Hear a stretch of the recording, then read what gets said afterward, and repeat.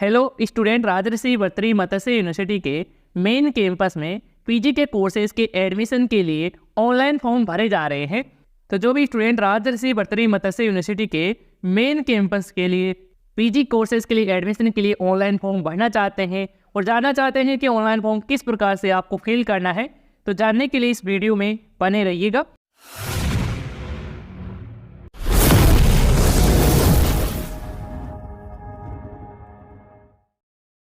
तो स्टूडेंट, सबसे पहले तो आपको राजर्षि बर्तरी मत्स्य यूनिवर्सिटी की ऑफिशियल वेबसाइट पर आपको विजिट करना है और इस साइट का जो डायरेक्ट लिंक है इसी वीडियो नीचे डिस्क्रिप्शन पार्ट में भी आपको मिल जाएगा। वहाँ से भी आप क्लिक करके इस साइट पर आप विजिट है वो कर सकते हैं। तो जैसे आप इस साइट पर विजिट करेंगे तो यहाँ पर आपके सामने कई सारे एप्लीकेशन है वो देखने को मिलेंगे।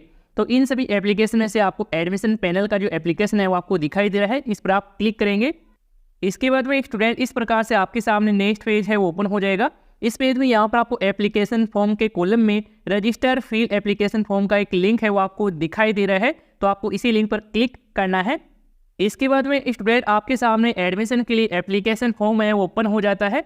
तो इस एप्लीकेशन फॉर्म में सबसे पहले आपको कैंडिडेट का जो इंग्लिश में नाम है वो यहाँ पर आपको दर्ज करना है। इसके बाद में कैंडिडेट का जो फादर का नाम है यहाँ पर आप इंग्लिश में दर्ज कर देंगे और ये जो नाम की एंट्री है वो आपको अपने 10th क्लास के मार्कशीट के अकॉर्डिंग ही यहाँ पर आपको दर्ज करना है। इसके बाद में आपको अपनी ड्यू भी है यहाँ पर आप सिलेक्ट कर लेंगे। इसके बाद आपको अपनी कैटेगरी का चयन है वो आपको करना है। तो कैटेगरी में स्टूडेंट यहाँ पर देख सकते हैं कि EWS है, जनरल है और MBC है, इसके अलावा OBC कैटेगरी है, SC है, ST है। तो जो भी आपकी कैटेगरी है वो यहाँ से आप अपने अकॉर्डिंग सिलेक्ट कर लेंगे। जैसे कि मैं यहाँ पर SC कैटेगरी है वो सिलेक्ट कर लेता हूँ। इसके बाद में यहाँ पर आप नीचे की तरफ आएंगे तो यहाँ पर आपको अवेलेबल सब्जेक्ट है वो देखने को मिल जाती है। तो इसमें देख सकते हैं कि MA हिस्ट्री की यहाँ पर कितनी क्या सीट है वो यहाँ पर आप चेक कर सकते हैं। टोटल यहाँ पर जो सभी सब्जेक्ट की यहाँ पर 60 सीटें हैं वो रखी गई हैं। तो स्टूडेंट इन सभी सब्जेक्ट में से किसी भी सब्जेक्ट के लिए आप पीजी के लिए मेन कैंपस के लिए एडमिशन के लिए फॉर्म फिल करना चाहते हैं तो आप कर सकते हैं। तो हम आगे बढ़ते हैं। तो इसके बाद में आपको नेक्स्ट वाले बटन पर आपको क्लिक करना है। इसके बाद में आपके सामने एप्लीकेशन फॉर्म का सेकेंड जो स्टेप है वो ओपन हो जाता है।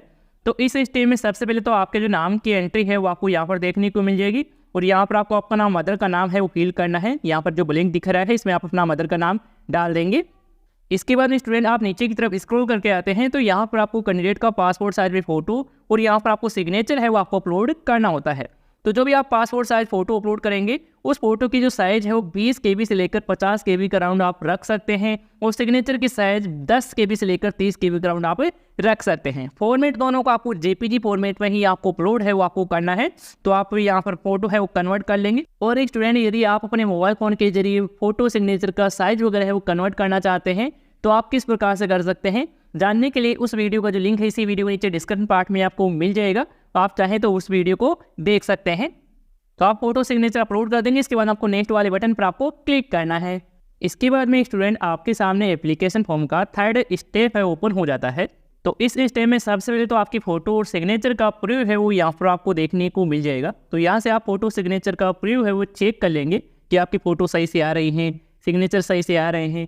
यदि नहीं आ रहे हैं तो यहाँ पर आप इस पर क्लिक करके चेंज आप कर सकते हैं। यदि सही है तो आपको पेज को नीचे की तरफ स्क्रॉल करना है।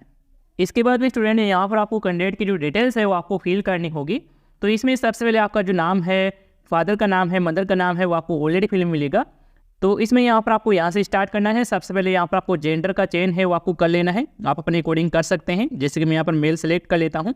इसके बाद में यहाँ पर आपकी DOB भी यहाँ पर आपको ऑलरेडी फिल मिलेगी। इसके बाद आपको डोमिसाइल स्टेट यानी कि आपका मूल राज्य है वो आप अपने अकॉर्डिंग सेलेक्ट कर लेंगे, जैसे कि मैं यहाँ पर राजस्थान है वो सिलेक्ट कर लेता हूँ। इसके बाद में आपको पेरेंट्स या गार्डियंस का ऑक्यूपेशन है वो यहाँ पर आपको डालना है, जो भी वेबसाइट है। इसके बाद में यहाँ पर आपको पेरेंट्स के गार्डियंस का मोबाइल नंबर है वो यहाँ पर आपको दर्ज करना है। इसके बाद में आपकी जो फैमिली की जो इनकम है, जो भी वार्षिक आय रहती है वो यहाँ पर आप डाल देंगे।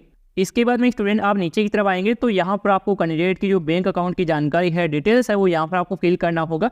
तो सबसे पहले यहाँ पर आपको अकाउंट का नंबर है वो आप फिल करेंगे, अकाउंट होल्डर का जो नाम है वो यहाँ पर आप फिल करेंगे, बैंक का नाम है वो यहाँ पर आप फिल करेंगे कौन सा बैंक है। इसके बाद में बैंक के जो IFSC कोड है वो यहाँ पर आपको दर्ज करना है।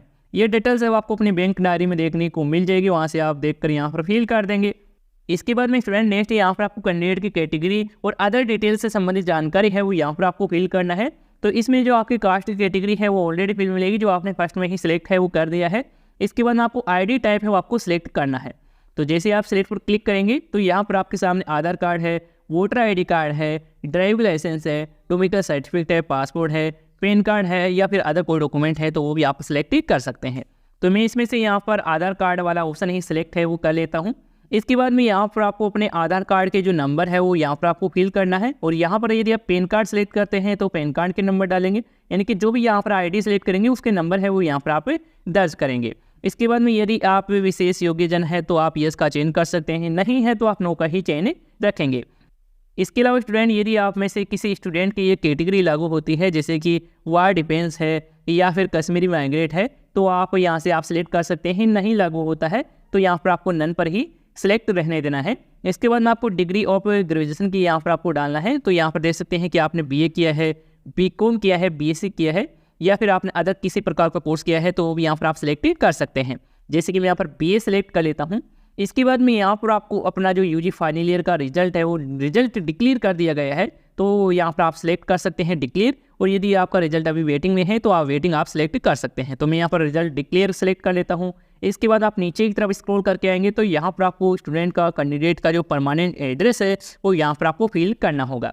तो एड्रेस में सबसे पहले यहाँ पर आप जो भी प्लाट नंबर है, कॉलोनी एरिया है, जो भी आपका बिल्डिंग नंबर है वो यहाँ पर आप फिल करेंगे। इसके बाद विलेज का नाम है, अपना स्टेट है, डिस्ट्रिक्ट का चेंज करेंगे, पिन कोड है अपने एरिया के हिसाब से वो यहाँ पर आप दर्ज कर देंगे। नीचे की तरफ आएंगे तो यहाँ पर आपको अपना कोरेस्पोंडेंस एड्रेस यानी कि जो भी प्रेजेंट एड्रेस है वो यहाँ पर आपको फिल करना है। तो प्रेजेंट एड्रेस जो भी आपका है तो यहाँ पर आप दर्ज कर देंगे। यदि सेम एड्रेस है तो सेम एड्रेस भी यहाँ पर आप दर्ज कर सकते हैं।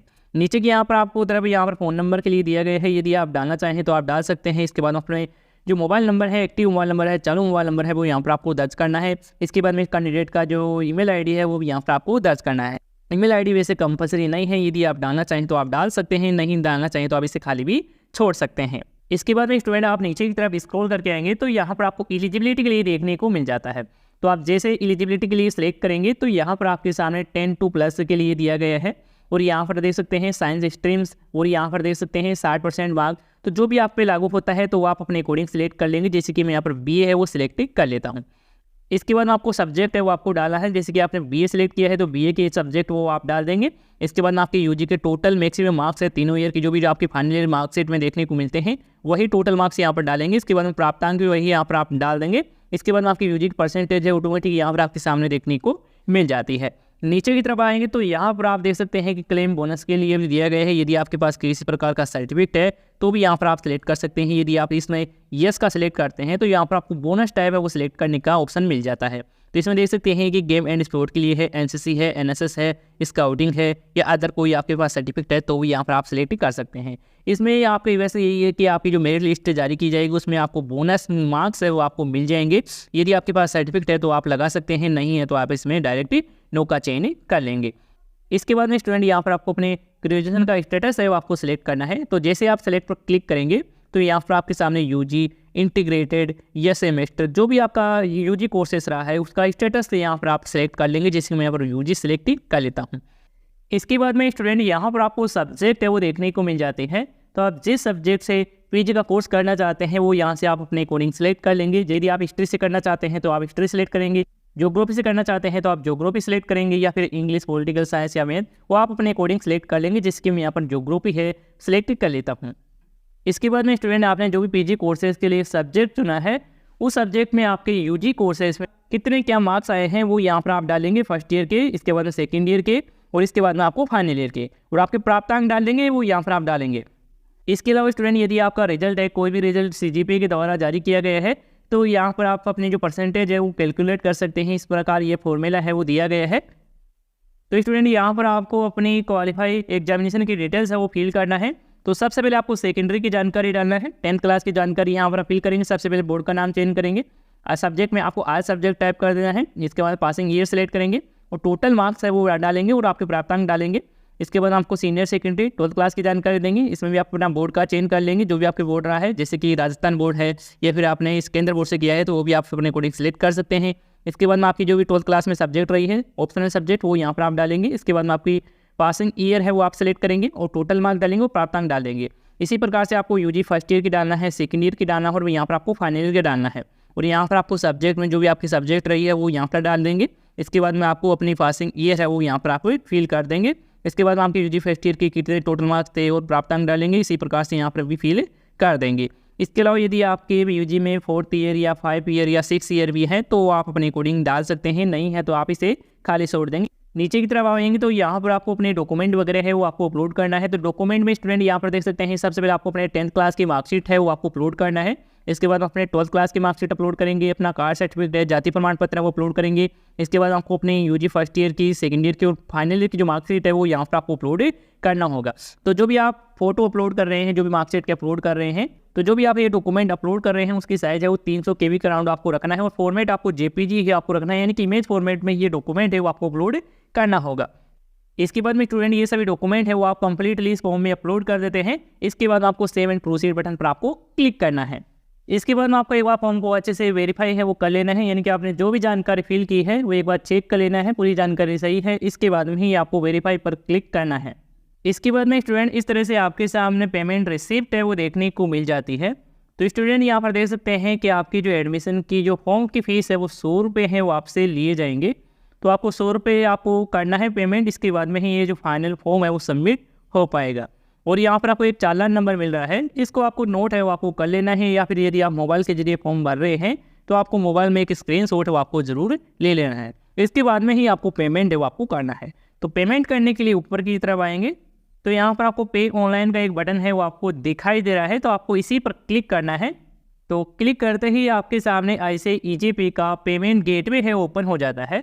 तो स्टूडेंट देख सकते हैं कि आप जो पेमेंट है वो net banking, debit card, credit card के माध्यम से आप कर सकते हैं। तो आपके पास जो भी अवेलेबल हो वो आप अपने अकॉर्डिंग सेलेक्ट कर लेंगे, जैसे कि मैं यहाँ पर डेबिट कार्ड वाला ऑप्शन सेलेक्ट कर लेता हूँ। अब आपके सामने इस तरह से देखने को मिल जाएगा। यदि आप अपनी ईमेल आईडी और पेड़ का नाम यहाँ पर दर्ज करना चाहें तो आप कर सकते हैं, नहीं करना चाहते हैं तो इसे आप खाली भी छोड़ सकते हैं। तो जो भी आप डेबिट कार्ड यूज़ करने वाले हैं पेमेंट करने के लिए, तो वह जो डेबिट कार्ड है वो रुपए डेबिट कार्ड है तो यहाँ पर टिक करेंगे, या फिर अदर कोई डेबिट कार्ड है तो इस पर आपको टिक है वो रहने देना है। इसके बाद आपको प्रोसीड नाउ बटन पर आपको क्लिक करना है। इसके बाद में इस तरह से आपके सामने ओपन हो जाएगा। तो इसमें आपको सबसे पहले कार्ड होल्डर का नाम है वो यहाँ पर आप दर्ज करेंगे, कार्ड का नंबर डालेंगे, एक्सपायर मंथ है, ईयर है वो यहाँ पर आप फिल करेंगे। इसके बाद अपनी जो डेबिट कार्ड के CVV में नंबर है जो आपके डेबिट कार्ड के बैक साइड में दिया होता है वही नंबर है वो यहाँ पर आप डाल देंगे। तो ये सभी डिटेल्स वो आप फिल कर देते हैं। इसके बाद आपको कंटिन्यू बटन पर आपको क्लिक करना है। जैसे आप कंटिन्यू बटन पर क्लिक करेंगे तो आपके डेबिट कार्ड से कनेक्टेड बैंक से मोबाइल पर एक OTP आएगा, OTP डाल देंगे। इसके बाद आपका पेमेंट है वो सक्सेसफुली हो जाएगा। जैसे आपका पेमेंट है वो सक्सेसफुली होता है तो आपके सामने एप्लीकेशन फॉर्म का जो फाइनल प्रिंट आउट है वो देखने को मिल जाएगा। तो उसका आपको प्रिंट आउट है वो आपको निकलवा लेना है, या फिर आप अपने मोबाइल में सेव कर सकते हैं। इसके अलावा स्टूडेंट यदि आप फॉर्म भरने के बाद में एप्लीकेशन फॉर्म का फाइनल जो प्रिंट आउट है वो नहीं ले पाते हैं तो आप इस पेज पर आ जाएंगे। तो यहाँ पर आपको एप्लीकेशन फॉर्म के कॉलम में काफ़ी सारे ऑप्शन है वो आपको दिए जाते हैं। तो इसमें सबसे पहले यहाँ पर आपको फॉरगेट एप्लीकेशन नंबर का ऑप्शन दिया गया है। यदि आप एप्लीकेशन नंबर नोट नहीं किए हैं तो यहाँ से आप एप्लीकेशन नंबर को फॉरगेट कर सकते हैं, या फिर आप अपने एप्लीकेशन को जो प्रिंट आउट है वो ले सकते हैं जो भी आपने फॉर्म भरा है, या फिर आप अपने पेमेंट का स्टेटस भी आप जान सकते हैं। तो मैं यहाँ पर सबसे पहले फॉरगेट एप्लीकेशन पर क्लिक करता हूँ। तो इस तरह से आपके सामने ओपन हो जाएगी। तो सबसे पहले आपको कैंडिडेट का नाम है, कैंडिडेट का फादर का नाम है और यहाँ पर अपनी DOB सेलेक्ट करेंगे, नेक्स्ट करेंगे तो आपके सामने एप्लीकेशन नंबर आ जाएगा। एप्लीकेशन नंबर है वहाँ से आप निकाल सकते हैं। इसके बाद एप्लीकेशन नंबर का जो फाइनल जो प्रिंट आउट है वो आप ले सकते हैं। एप्लीकेशन का फॉर्म प्रिंट आउट लेने के लिए आप रीप्रिंट एप्लीकेशन फॉर्म पर क्लिक करेंगे। इसके बाद आपको अपने जो फॉर्म नंबर है वो यहाँ पर आपको डालना है, अपनी DOB सेलेक्ट करेंगे। इसके बाद आपको प्रोसीड नाउ बटन पर आपको क्लिक करना है। इसके बाद आपका एप्लीकेशन फॉर्म है वो आपके सामने देखने को मिल जाएगा। आप उसका जो प्रिंट आउट है वो ले सकते हैं। पेमेंट के स्टेटस जानने के लिए यहाँ पर आपको चेक चालान पेमेंट स्टेटस एप्लीकेशन फॉर्म पर क्लिक करना है। तो इस तरह से आपके सामने ओपन हो जाएगी। इसमें आपको फॉर्म नंबर है, एप्लीकेशन नंबर है, चालान नंबर है, जो भी आपको मिला है, जो भी आपके पास मौजूद है उसको यहाँ पर आपको डाल देना है। इसके बाद अपने DOB सेलेक्ट करेंगे और यहाँ पर आपको नेक्स्ट पर क्लिक कर देना है। तो आपका जो पेमेंट का स्टेटस भी आपको सामने नजर आ जाएगा। तो आप पेमेंट का स्टेटस इस प्रकार से चेक कर सकते हैं। तो इस प्रकार से स्टूडेंट आप राजऋषि बर्कली मत्स्य यूनिवर्सिटी के मेन कैंपस में PG के लिए अपने एडमिशन के लिए फॉर्म अप्लाई कर सकते हैं। और यदि आपको इसी से रिलेटेड कोई सवाल है, सुझाव है तो आप कमेंट बॉक्स में आप बता सकते हैं। धन्यवाद दोस्तों।